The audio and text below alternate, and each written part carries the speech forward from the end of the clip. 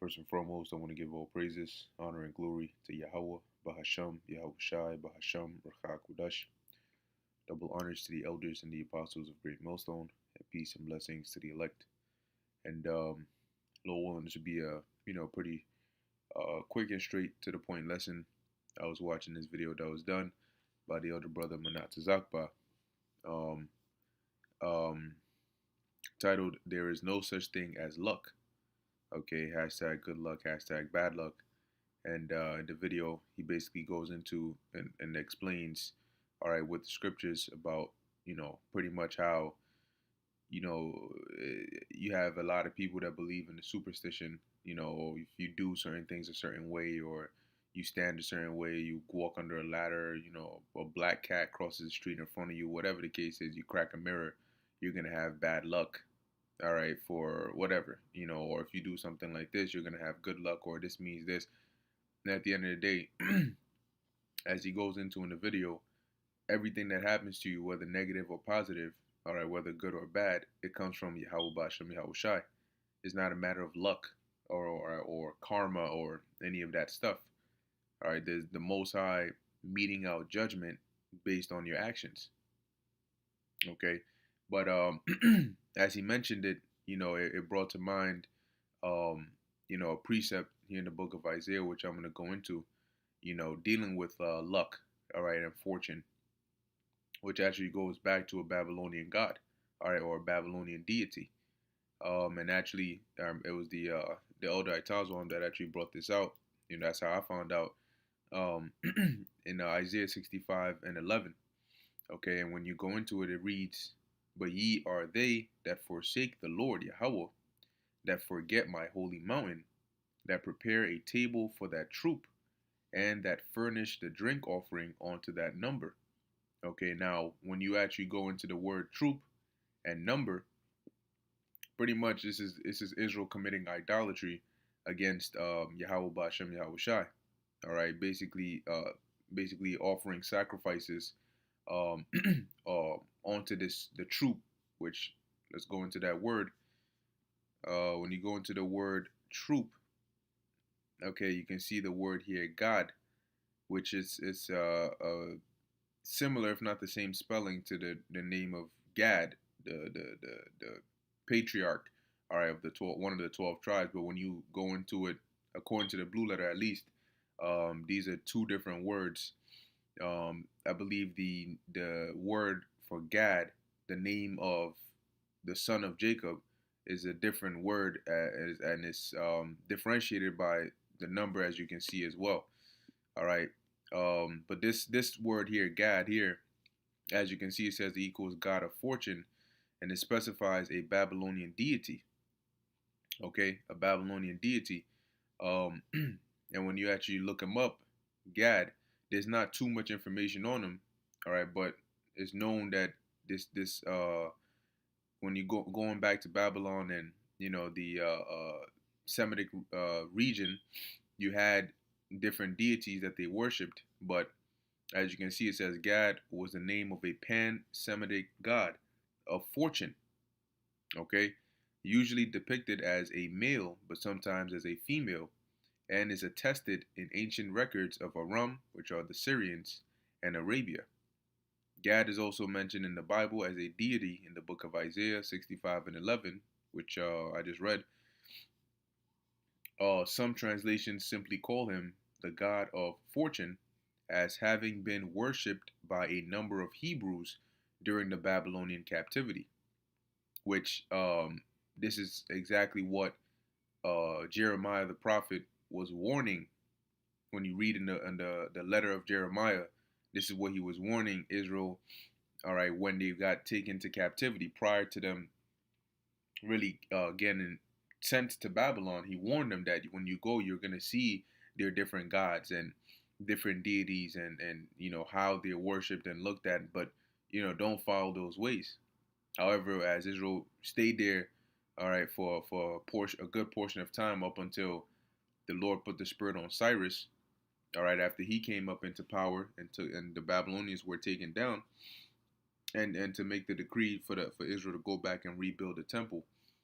At that point, you had certain Israelites that you had communities, all right, in that region of Babylon, and you had certain Israelites that picked up these different religions, right? Yeah, I believe there's something called Second Temple Judaism or so. Let me see if I can find that.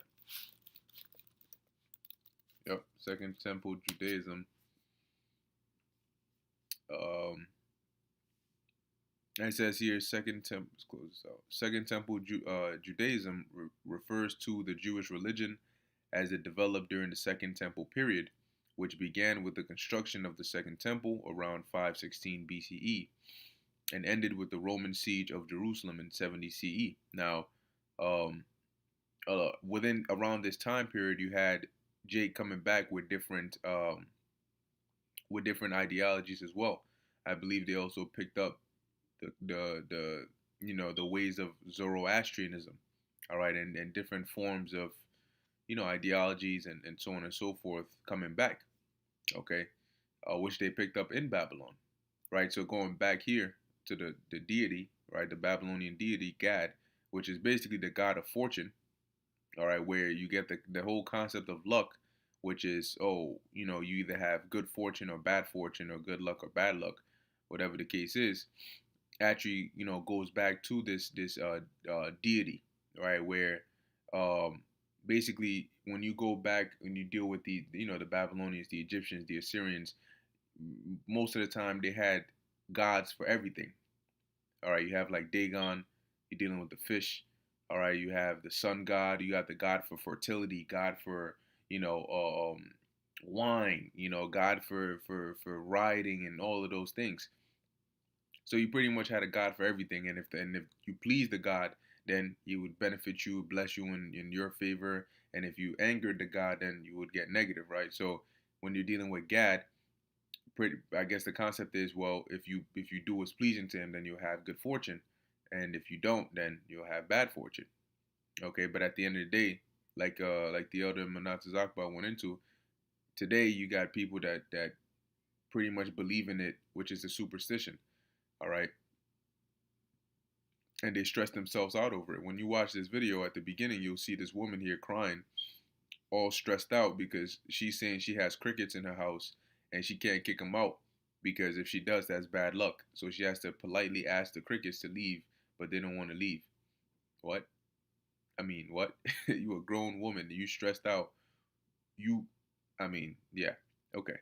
So as you can see, it says Gad apparently differed from the god of destiny, who was known as many. The root verb in Gad means cut or divide, and from this comes the idea of fate being meted out. So when you go back to um, Isaiah 40, Slakia, Isaiah 65, when you go into the word troop, you have Gad, which here goes back to the Babylonian deity or the god of fortune. Okay, now carrying on, right? So it says, but ye are they that forsake the Lord and forget my holy mountain, that prepare a table for that troop, and that furnish the drink offering onto that number, right? So idolatry, they sacrifice onto this god or this troop or this deity, right? And offer a drink offering onto that number, which when you look into that word number, it's actually also making reference to another god, all right, another Babylonian god, all right, which in this sense it says here many, right?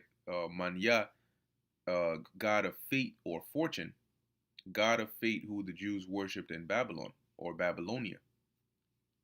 All right, which we just read over here, which they say that it's many differs from Gad. Say Gad is the god of fortune and many is the god of what's that, destiny, or whatever, fate, which when you do some more reading on it, though, they try to make claims as to the difference between the two, but in any case, it's just making a point as to the idolatry that Jake was committing. Okay, but going back to the concept of luck or fortune, all right, as I was watching this video, this precept came to mind, all right, because even going back all those years ago, that's what Jake was getting into. Of course, worshiping other deities as well, but this was one of them as well. Okay, Gad. So now to finish it off, when you go to Isaiah 45 and 7, it says, "Yeah, I form the light." All right, and this is dealing with the Most High, right? I form the light and create darkness. I make peace and create evil. I, the Lord, do all these things. So at the end of the day, okay, there ain't no such thing as, oh, good luck, bad luck. I stepped on a rat's tail, so now I'm bad. No, if bad things or evil things come your way, guess what? Who created it? The Most High. Who sent it your way? The Most High. Something good happens, you get delivered, you get blessed.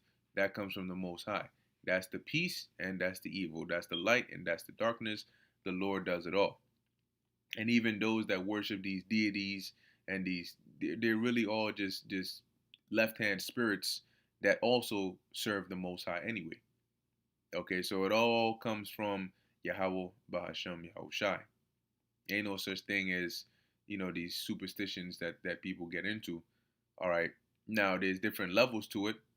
Okay, there's different gods and left hand spirits that are real that people worship and they do gain certain things from them.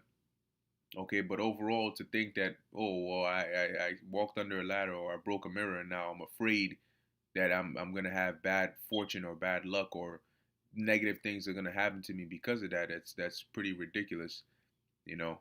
And that's what happens. That's as the scriptures say that the gross darkness, the people, right? Gross darkness shall cover the people, and this is the point where we're at: a faithless and perverse generation. In any case, I'm going to end it here. Lord willing, that was edifying and informative to the elect. In closing, I want to give all praises, honor, and glory to Yahweh, Bahasham, Yahushai, Bahasham, Rakha Kudash. And until next time, Shalom.